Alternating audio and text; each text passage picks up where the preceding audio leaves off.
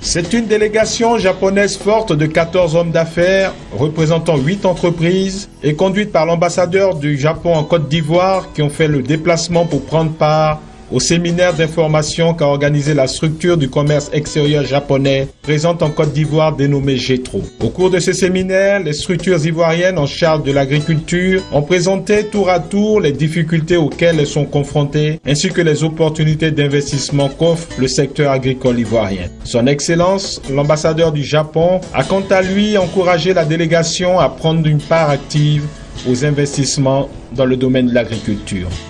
J'espère voir un grand nombre d'entreprises japonaises prendre part activement aux investissements aussi bien dans le domaine de l'agriculture que celui de transformation agricole, de la grand intérêt de ce séminaire qui nous réunit ce jour. D'autant plus que toutes les entreprises japonaises faisant partie de cette mission sont très ouvertes à l'expansion de leur activité à l'étranger, jouissant d'une grande expérience et d'un savoir-faire remarquable. Cette fois-ci, nous avons organisé la mission composée des 8 entreprises japonaises. Donc, parmi eux, il y a un fabricant des machines agricoles et aussi des grandes maisons de commerce.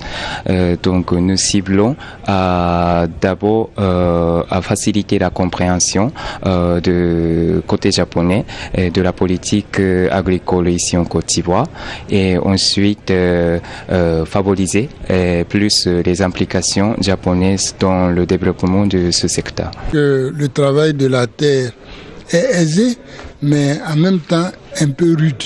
Et la rudesse dans le travail doit pouvoir être vaincue par la mécanisation.